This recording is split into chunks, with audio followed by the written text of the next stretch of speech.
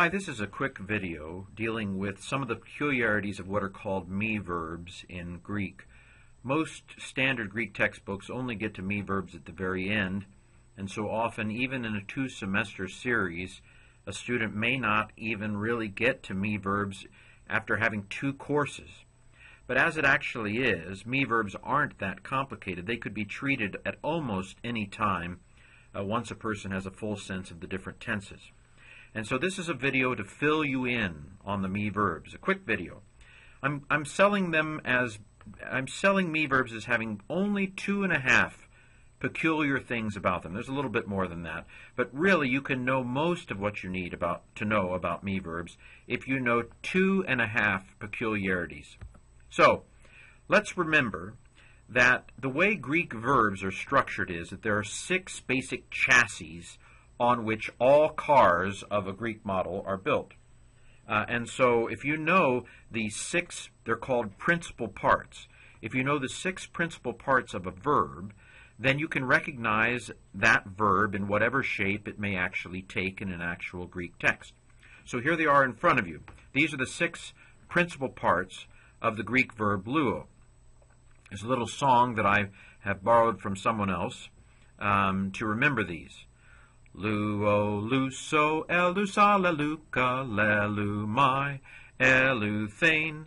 Luo, luso, elusa, leluka, lelumai, eleuthein. And I'm sorry, I've misspelled lelumai. There should be a mu alpha iota there in that form. So these are the 6 basic principal parts or chassis of luo. And if a verb, now a verb may not have all forms, but if a verb has all the tenses and all the forms that go with those tenses, then there's no more than 6 basic forms that you would need to, 6 basic stems, as it were, that you would need to know in order to identify this in any tense.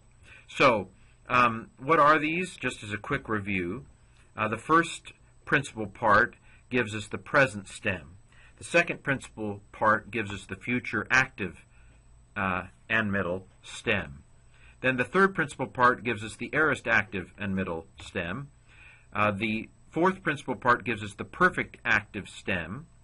The fifth principal part gives us the perfect middle or passive stem. Notice that it's shoved right onto the stem. There's no connecting valve, another sign of the perfect middle and passive. And then the final principal part, the sixth principal part, gives us the aorist passive stem. Now there's some other forms that are built on these. So for example, the imperfect tense is built off of the present stem. The pluperfect, which is a past perfect, is also built off of the fourth and fifth principal parts. And then finally, the future passive is built off of the sixth principal part.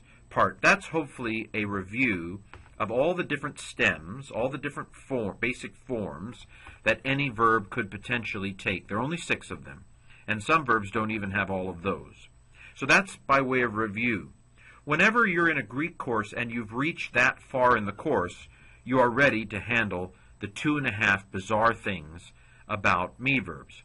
So here's what the 6 principal parts of didomi look like. And you can take the same song to help you memorize these 6 basic principal parts of didomi. Didomi, doso, edoka, dodoka, dedomai, edothein. Didomi, doso, edoka, dodoka, dedomai, edothein. Now, if you didn't look at the first principal part, the present, this is what tricks us up with the me verbs. The first principal part looks weird. If the first principal part of me verbs didn't look weird, they wouldn't be that bad. So look at the second principal part, doso. Doso looks like any other future looks. It has the same ending as any other future. It has the sigma of any other future. In fact, if it were from some word dao, delta, omicron, omega, it would make perfect sense. But if you look up dao in the dictionary, you're not going to find it. Same thing with the fourth principal part, dedoka. If that were any other verb, I would say, oh, it has a kappa alpha. It's perfect active. It has reduplication on the front. Take that off. So it's from some word. What? Dao, delta, omicron, omega. Same thing with the fifth principal part. Same thing with the sixth principal part. If this word was da'o, it would be perfectly regular. The problem is, and what trips us up with the me verbs, is that the very first principal part, the present tense, the dictionary form, is messed up, at least according to what I'm used to. And that kind of messes me up.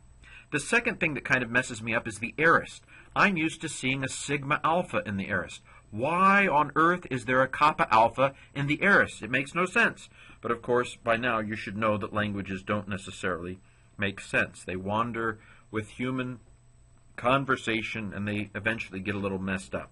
So the first weird thing, the first thing you need to know about me verbs is that the present tense is weird. So the present tense has a funny, what I call a funny reduplication. I understand reduplication with an epsilon. I mean, look at deduca here. See that epsilon there? That's normal reduplication with an epsilon. But this funny reduplication with an iota, that's just weird.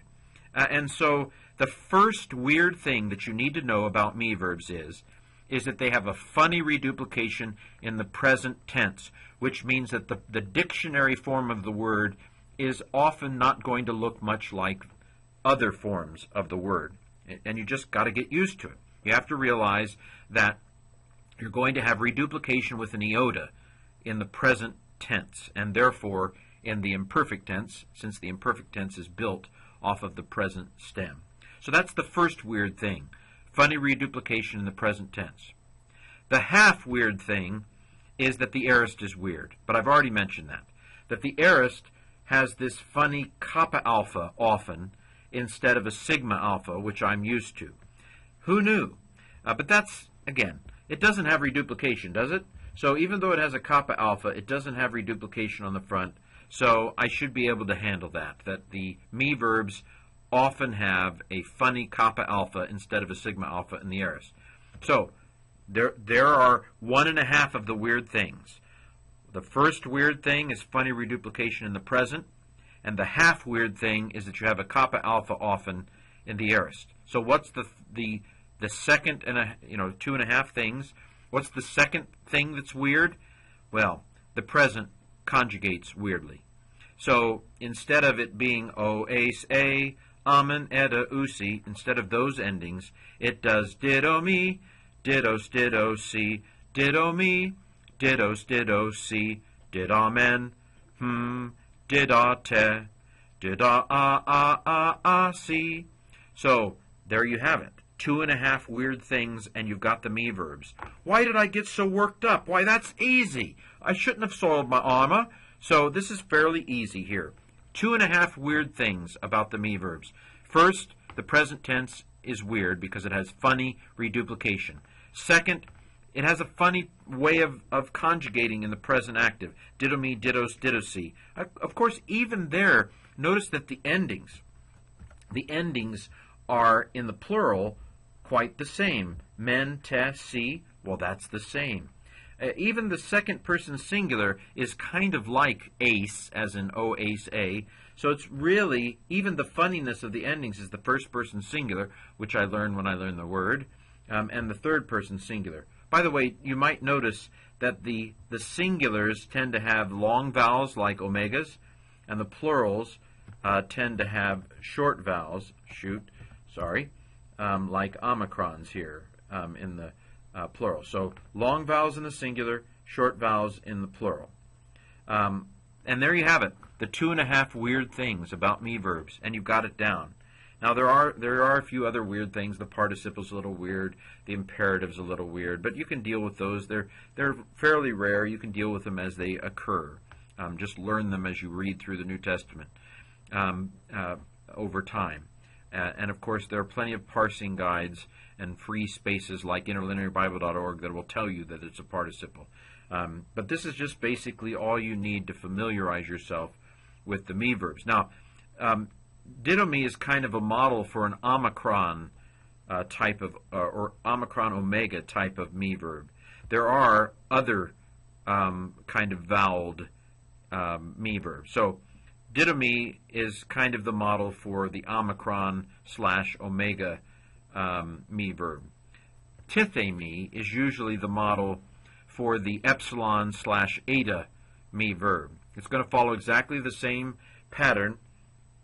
It has funny reduplication in the singular with an iota. Now notice the reduplication of a theta with a tau is not funny at all. Really, it's not funny. But anyway, it's something that's actually perfectly regular. If you remember, thetas and phis and keys reduplicate with their unvoiced equivalent. So theta is a dental. It reduplicates with the unvoiced t. Phi is a labial made with the lips. It reduplicates with a p or a p. In the same way, ki, which is the guttural, reduplicates with a k, the unvoiced kappa. So that's a matter of review. That's perfectly normal for a theta to reduplicate with a tau. What's funny about this reduplication is that it reduplicates in the present with an iota. And of course, you're going to get that kappa alpha in the aorist, etheka, and you're going to get the weird conjugation in the present, tithemi, tithes, tithesi, tithemen, tithete, tithea-a-a-a-si. So all the same 2.5 weird things apply to tithemi that applied to didomi. Finally, histemi is a alpha eta type me verb. So you'll notice that in the plural, again, the alpha comes out and shows its true colors, just like the epsilon came out and showed its true colors in the plural of tithemi. And the singular has the long eta. Remember, singulars have the long vowels, plurals have the short vowels with these me verbs in the present. So you're going to have, again, the possibility of este ka in the aorist, kappa alpha. It can also actually do a sigma alpha normally. You have funny reduplication of a sigma. Sigmas are funny when it comes to reduplication. They can reduplicate in some words with a sigma. Sometimes they just reduplicate with an iota. In this case, it seems to have reduplicated with a rough breathing mark. Histemi with an H. So you have funny reduplication in the present with an iota.